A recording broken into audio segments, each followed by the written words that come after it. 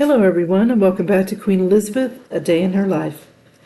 I'm really sorry about the delay in my videos. For the past couple of days I've been having a software issue with my video editor, and so I had to finally uninstall and reinstall, so I hope that will do the trick. So let's get back to our story. In the last episode, we found out about the king and his flirtations with an actress and other ladies. So Princess Alexandra was happy to leave England to get away from the gossip. The prince stood up for his wife when Queen Victoria hurt Princess Alexandra's feelings in regards to her children, and there was also a close friendship forming between Princess Alexandra and a man named Oliver Montagu. It was platonic, and no one thought otherwise because they were both religious. So let's see what's going on today. So this part of the story, we get to where Princess Alexandra and the Prince of Wales go to Egypt, which provided a magical globe.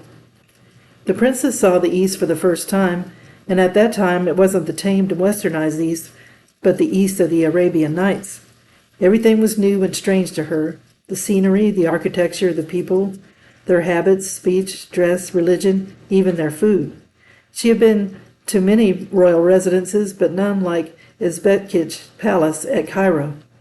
Indoors were magnificent oriental carpets and hangings, bedsteads of solid silver, fountains playing in the rooms, and an enormous salon 140 feet long, while outdoors in the grounds were troops of acrobats and a traveling menagerie.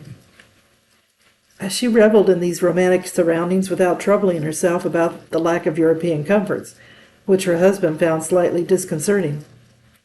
The prince, however, was enjoying himself too. He already knew something of Egypt, having visited the country before his marriage, and he delighted in acting as a guide to such an enthusiastic sightseer as his wife. And one of the sights they saw was the departure of the pilgrims for Mecca, another where the princess, of course, went alone inside the Khedive's harem. On February the 6th, the party started up the Nile in a fleet of steamers, barges, and dahabiyas. The prince had trusted the arrangements for this trip to the Baker of the Nile, the explorer Sir Samuel Baker, a choice which had much displeased Queen Victoria. "Sir Samuel Baker's principles are not good," she'd written in alarm. "I regret that he should be associated for any length of time with you and dear Alex." Whatever his principles may have been, Sir Samuel proved an excellent organizer and an agreeable traveling companion. The prince and princess traveled in an dahabiya named Alexandra, specially fitted up for them under his supervision. "And very well he has succeeded," the prince commented. Behind the royal party in another fleet of boats came the party of the Duke of Sutherland. The two parties would get together on land when the princess rode on a white donkey or walked tirelessly, regardless of her lame leg. Everyone dressed as they pleased and behaved with complete informality. The chief objects of interest were, of course, the ruins of ancient Egypt, but time was also found for visits to such places as a sugar factory, the palace of Beni Hassan, and a school where the pupils, when asked to point to Lake Nyanza on the map, located at first in China and then at the South Pole, much to the amusement of Sir Samuel Baker. He's the one who discovered that lake. The party remained several days at Luxor, visiting Thebes and the Colossi, and going on moonlight expeditions to the Karnak, where champagne was drunk while fireworks soared above the temple columns. The prince's main amusement was sport. The little princes, Eddie and George, had written to their parents expressing the hope that they would not be devoured by crocodiles. The prince now succeeded in shooting one of the animals. The trophies in which the princess in her turn collected that were to be brought home were living ones. She took a Nubian orphan whom she was attached to the party as a kind of a mascot. When he arrived in England, he was baptized in the little church at Sandringham. The prince and princess standing as godparents, but unfortunately his Christian teachings failed to impress upon him the desirability of keeping his hands from his thieving fingers.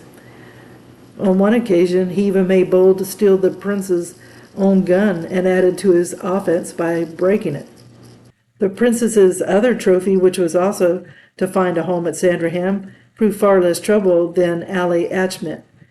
It was a large black ram, which he had retrieved which he had reprieved from the butcher's knife because it was tame enough to eat out of her hand. The ram lived on board one of the boats, an object of great interest to the crew, who garlanded it with flowers in honor of its royal mistress. Day after day, the boats made its slow way upstream to Wadi Halfa, which was to be the turning point.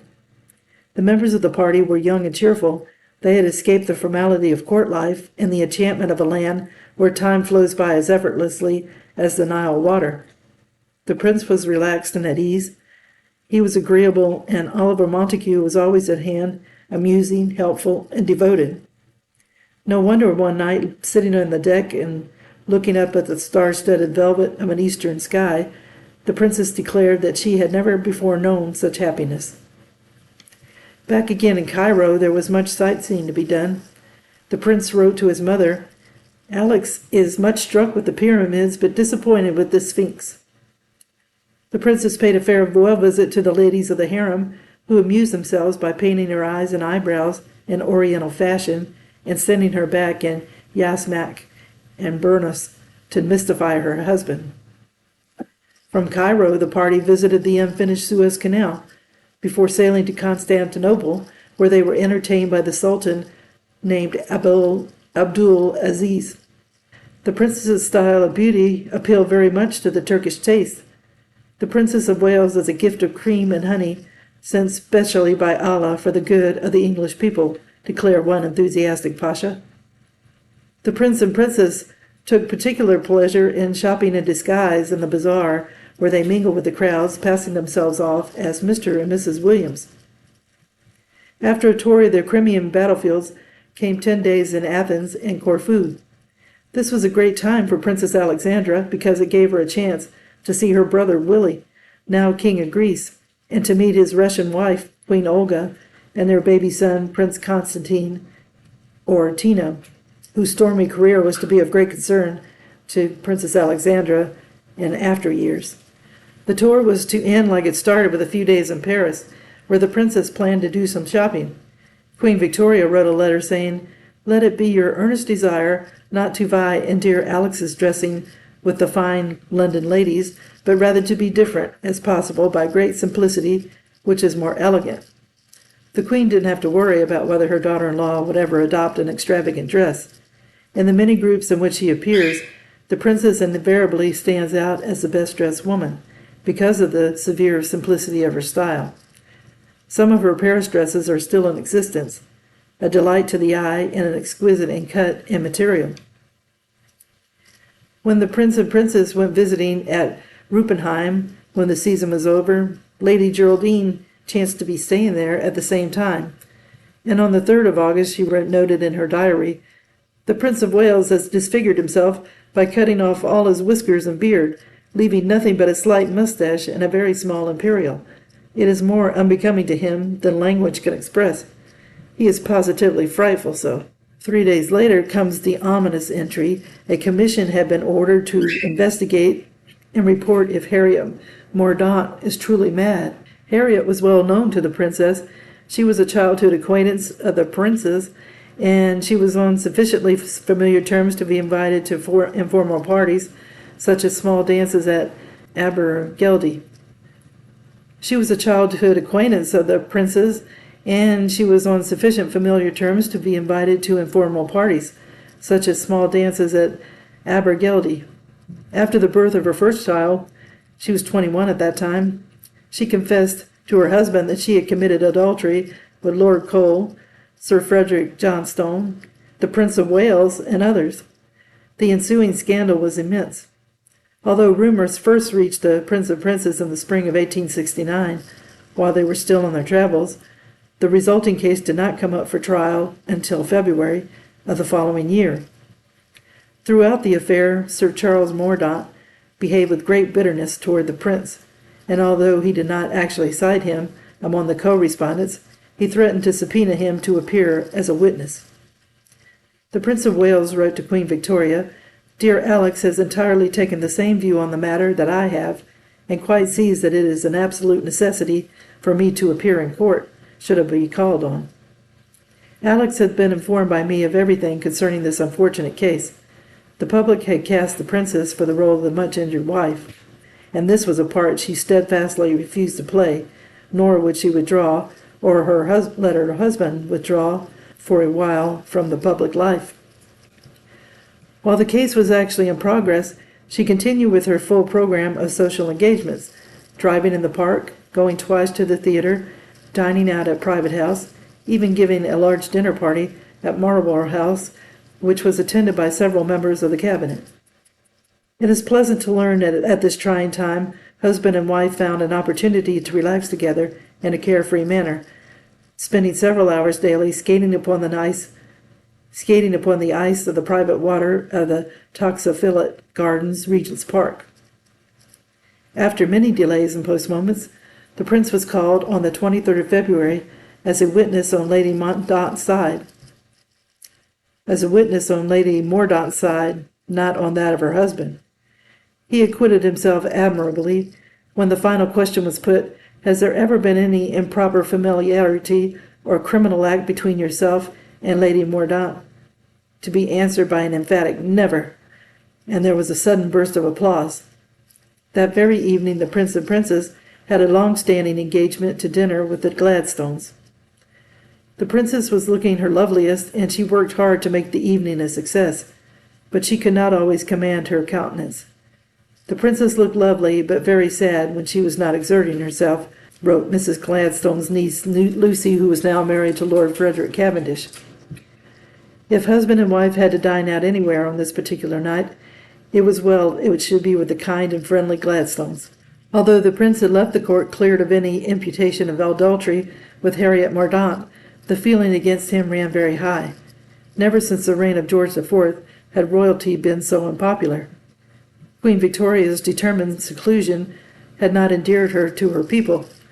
As the Observer put it in a leading article on the Mordaunt case, there are not wanting among those the opponents of the monarchical system who, failing to sympathize with the domestic sorrow of Her Majesty, have ceased to regard royalty with that veneration and enthusiasm which they had hitherto shown. In fact, the only really popular member of the royal family was the princess. She was warmly cheered when she appeared in a box at the theater, but the cheers turned to hisses when her husband joined her. Queen Victoria proved to be surprisingly forgiving and sympathetic toward her son. The prince and princess visited her the day after he appeared in court, perhaps intentionally. For the next month or so, the princess saw more of her mother-in-law than usual, often driving or walking with her alone. Nevertheless, the queen blamed the wife as well as husband for the bad company they kept. "They lead far too frivolous a life," she wrote to Princess Royal on March the 2nd, "and are far too intimate with people, with a small set of the best and wisest people, who consider being fast the right thing."